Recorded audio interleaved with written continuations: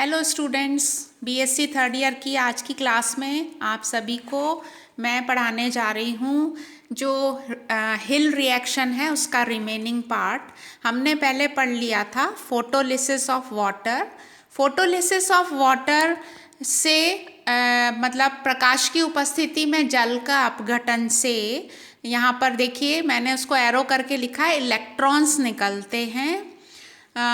Electrons जो होते हैं वो फोटोसिस्टम 2 के द्वारा पकड़ लिए जाते हैं और फोटोसिस्टम 2 में स्पेशल क्लोरोफिल मॉलिक्यूल होता है P680, है ना। तो इसको ऐसे समझना है कि फोटोलिसिस से जो इलेक्ट्रॉन्स निकलते हैं वो फोटोसिस्टम 2 में स्पेशल क्लोरोफिल मॉलिक्यूल द्वारा पकड़ लिए जाते हैं जिसे P680 कहा जाता है। ये इलेक्ट्रॉन कैसे निकलते हैं? जैसे ही एक क्वांटम लाइट एनर्जी मिलती है तो जो ट्रैप सेंटर किसको कह रहे हैं? वो है क्लोरोफिल का स्पेशल मॉलिक्यूल जिसको हम P680 कहते हैं। तो यहाँ पर फिगर के द्वारा इसको समझाने की कोशिश की गई है। निकले हुए इलेक्ट्रॉन को ट्रैप सेंटर ने पकड़ा, P680 ने।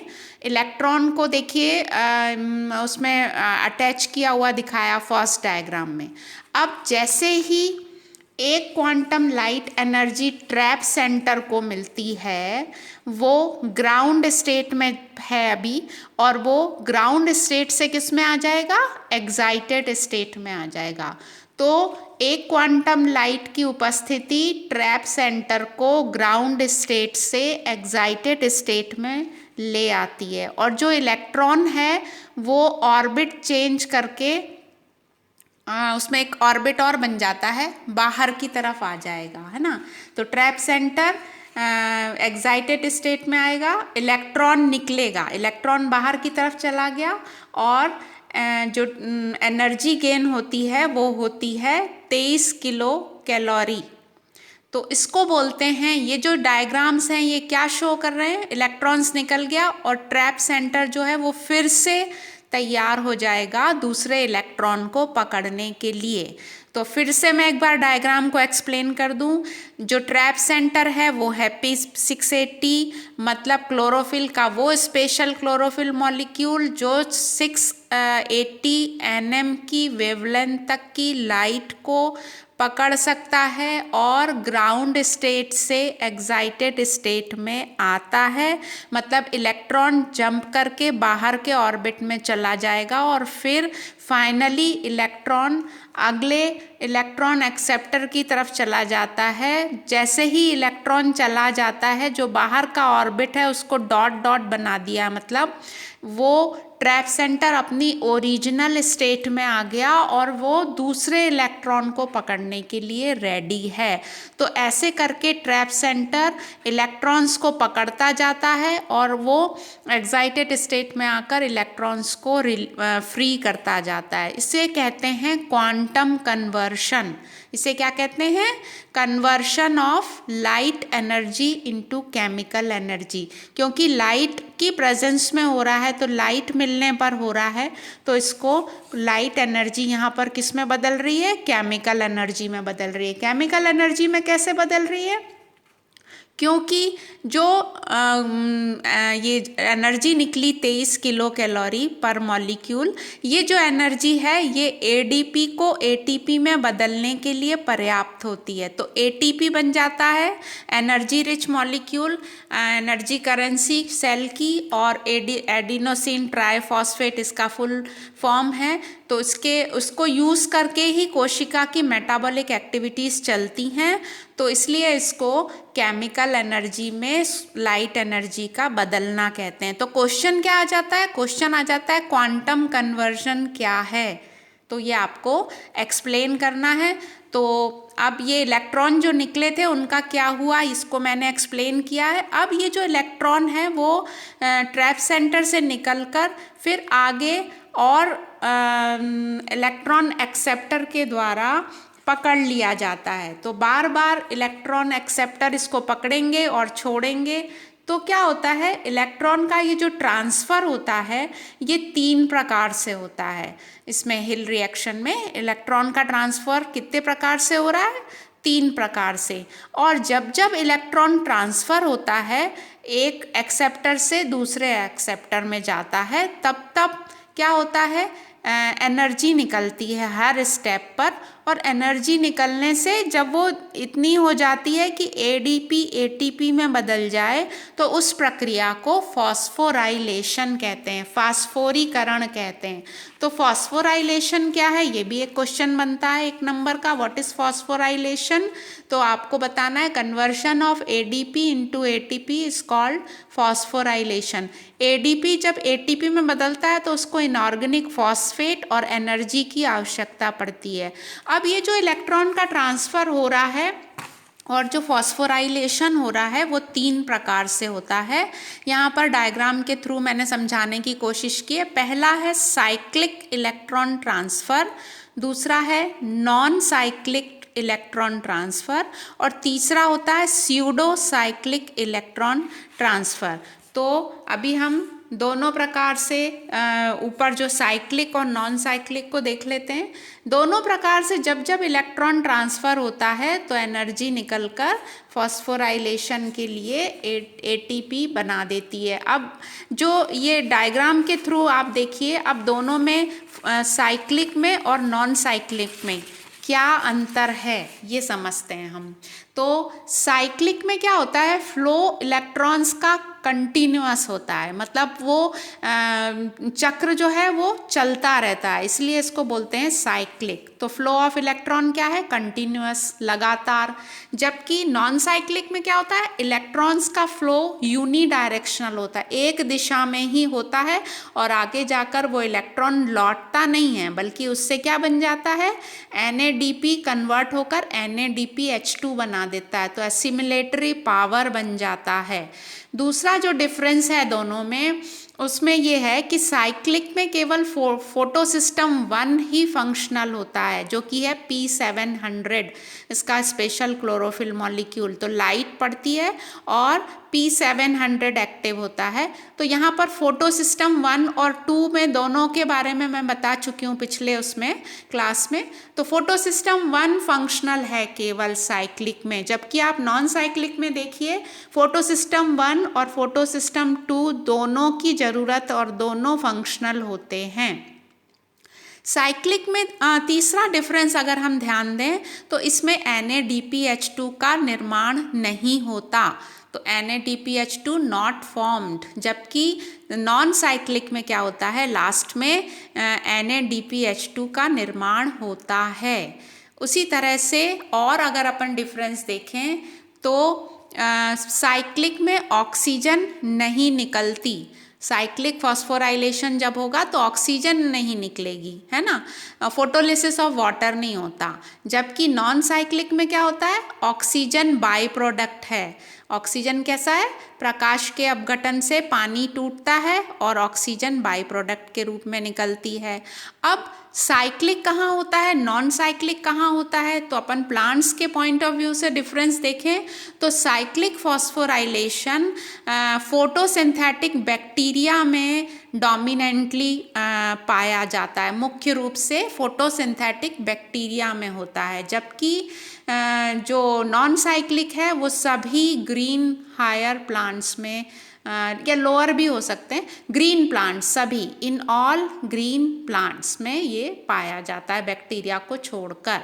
तो अब एक और डिफरेंस हम यहाँ पर डिस्कस कर लेते हैं कि साइक्लिक जो है वो ऑपरेट होता है अंडर लो लाइट इंटेंसिटी, मतलब कंडीशन देख लेते हैं साइक्लिक की। एक तरह से साइक्लिक को चलना है, होना है, तो क्या चाहिए, लो प्रकाश, कम प्रकाश की तीव्रता चाहिए, एनएरोबिक कंडीशन चाहिए, मतलब ऑक्सीजन नहीं होना चाहिए, और CO2 अवेलेबल होगी तो वो भी कैसी होगी, पुअर कंसंट्रेशन, बहुत कम मात्रा में अगर CO2 है तो भी साइक्लिक फॉस्फोराइलेशन होता रहता है। तो देखिए सब विषम परिस्थितियां हैं, लाइट की कमी, ऑक्सीजन की कमी, CO2 की कमी, फिर भी साइक्लिक चल रहा है, तो ये बैक्टीरिया के लिए सूटेबल है। लेकिन हायर प्लांट्स में जो नॉन साइक्लिक चलता है उसमें चाहिए ऑप्टिमम लाइट, अच्छा प्रकाश की उपस्थिति चाहिए, एरोबिक कंडीशन चाहिए और CO2 की उपस्थिति आवश्यक है। तो इस प्रकार से ये नॉन साइक्लिक होता है। तीसरा अब हम आते हैं कि नेक्स्ट डिफरेंस एक और देख लेते हैं, उसके बाद हम थर्ड पर आएंगे कि कुछ इनहिबिटर्स होते हैं, उसकी उपस्थिति का साइक्लिक पर कोई असर नोट नहीं किया गया। मतलब साइक्लिक फास्फोराइलेशन हो रहा है, फास्फोराइलेशन, और उसमें अगर इनहिबिटर माध्यम में हो तो वो रुकता नहीं है, उसका कोई असर नोट नहीं किया गया। जबकि नॉन साइक्लिक में अगर कोई इनहिबिटर है, इनहिबिटर कौन सा है, डाइक्लोरोफिनाइल डाइमिथाइल यूरिया, एक बुक में मिल जाएगा आपको नाम, तो दोनों में डिफरेंस जो है वो मिल जाएंगे आपको, उसमें देखिएगा DCMU बोलते हैं। इसकी उपस्थिति में नॉन साइक्लिक फॉस्फोराइलेशन बंद हो जाता है। ये बंद इसलिए होता है क्योंकि ये इलेक्ट्रॉन के बहाव को या फ्लो को जल से NADP की तरफ रोक देता है, इसलिए बंद हो जाता है। तो ये हो गया इनहिबिटर का असर। अब हम आते हैं जो तीसरा प्रकार है फॉस्फोराइलेशन का, वो है स्यूडो साइक्लिक। स्यूडो का मतलब होता है फॉल्स या झूठा। तो स्यूडो साइक्लिक इसलिए बोल रहे हैं कि दोनों साइक्लिक और नॉन साइक्लिक का एक एक कैरेक्टर यहाँ पर दिखेगा। कैसे दिखेगा कि स्यूडो साइक्लिक में ऑक्सीजन इवॉल्व होती है जैसा कि नॉन साइक्लिक में होता है। मतलब नॉन साइक्लिक का एक गुण है कि ऑक्सीजन निकलती है, प्रोड्यूस की जाती है ना, और लेकिन NADPH2 नहीं बनता लाइक साइक्लिक। तो NADPH2 साइक्लिक की तरह NADPH2 नहीं बन रहा है, लेकिन नॉन साइक्लिक की तरह ऑक्सीजन निकल रही है। तो दोनों साइक्लिक और नॉन साइक्लिक का एक एक कैरेक्टर जब पाया जाता है तब हम उसको बोलते हैं स्यूडो साइक्लिक। तो ये हो गया हिल रिएक्शन, आज कंप्लीट हो जाएगी अपनी। और हिल रिएक्शन को अगर हमें एक उसकी हिल रिएक्शन को ओवरऑल हमें एक्सप्लेन करना हो तो हमें C3 प्लांट और C4 प्लांट आपके कोर्स में है, उसको हम अगले क्लास में समझेंगे।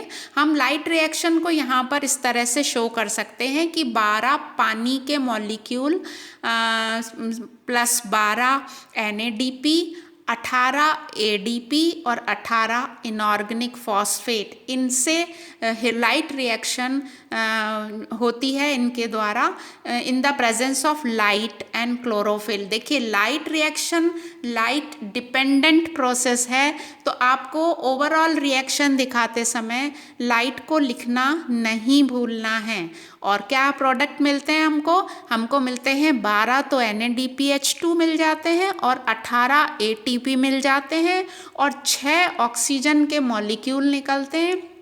तो लाइट रिएक्शन कितनी फ्रूटफुल है, ये हमको एसिमिलेटरी पावर दे रही है ATP और NADPH2 के रूप में, जो कि आगे फिक्सेशन जब होगा तब काम आएगा। मतलब डार्क रिएक्शन में ये की तैयारी हो रही है। लाइट रिएक्शन में जो तैयारी होती है वो अगले स्टेप के लिए इम्पॉर्टेंट पावर बन गया यहाँ पर। और ऑक्सीजन जो है वो हमको पौधे देते हैं, वो फोटोसिंथेसिस से, हिल रिएक्शन से, पानी के अपघटन से देते हैं, ना कि श्वसन के द्वारा।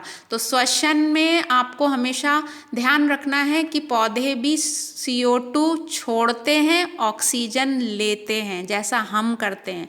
पौधे भी वही करते हैं, वो भी लिविंग है ना, तो श्वसन में वो भी ऑक्सीजन लेते हैं। इसलिए कहा जाता है कि रात के समय पेड़ों के नीचे नहीं सोना चाहिए, क्योंकि दिन में तो वो ऑक्सीजन देते हैं तो पेड़ के नीचे सोया जा सकता है, लेकिन रात में पौधा भी ऑक्सीजन खींच रहा है और हमें भी ऑक्सीजन चाहिए। तो अगर हम बड़े पेड़ के नीचे सो जाएं तो हम जब सुबह उठेंगे तो हम फ्रेश नहीं उठेंगे, हमारे को सिर में भारीपन रहेगा। तो इसलिए पेड़ों के नीचे सोने के लिए रात को मना किया जाता है। तो ऑक्सीजन मिल गई। अब ये C3 प्लांट की मैंने लाइट रिएक्शन की इक्वेशन यहाँ पर शो की है। C4 प्लांट अगर है तो वहाँ पर क्या चेंज हो जाएगा, वहाँ पर ATP 18 नहीं मिलेंगे, टोटल एटीपी 30 प्राप्त होते हैं। तो ये डिफरेंस है C4 और C3 प्लांट क्या होते हैं, उसमें क्या क्या उनकी विशेषताएं होती हैं, वो अगली क्लास में समझेंगे। हिल रिएक्शन आज कंप्लीट हो गई फोटोसिंथेसिस की, और इसको लाइट रिएक्शन को आपको अच्छे से तैयार करना है। अगर लाइट रिएक्शन पर फुल क्वेश्चन आता है और फुल क्वेश्चन आता है तो आपको ये पूरा यहाँ तक कवर करना है। कभी कभी क्वेश्चन आता है फॉस्फोराइलेशन किसे कहते हैं, साइक्लिक और नॉन साइक्लिक के द्वारा उसमें डिफरेंस लिखकर बताइए। तो आपको 2 कॉलम बनाकर साइक्लिक और नॉन साइक्लिक में डिफरेंसेस बताने हैं। यहाँ पर जो चक्र बनाया है उसमें जितने भी ये लिखे हुए हैं शॉर्ट फॉर्म, ये सब साइटोक्रोम सिस्टम मैंने पहले बता दिया था। PQ क्या है, plastoquinone, PC plastocyanin, FD ferredoxin, cytochrome B6, F से साइटोक्रोम F, है ना। तो ये सब फेरिडॉक्सिन रिड्यूसिंग सब्सटेंस, फेरिडॉक्सिन, ये सब आपको फुल फॉर्म याद होने चाहिए और अच्छे से तैयारी करके आपको पूरी लाइट रिएक्शन तैयार करो, उससे आपके 2-3 क्वेश्चन तैयार हो जाएंगे। अगर वो छोटे आते हैं तो आप आसानी से कर लोगे और फुल क्वेश्चन आता है तो भी आपको कोई प्रॉब्लम नहीं आएगी। तो इस तरह से आप चित्र भी बनाना सीखना है, और साइक्लिक नॉन साइक्लिक का इलेक्ट्रॉन फ्लो, इसको आपको 2-3 बार बना के सीखना पड़ेगा। आशा है आप अच्छे से कर लोगे।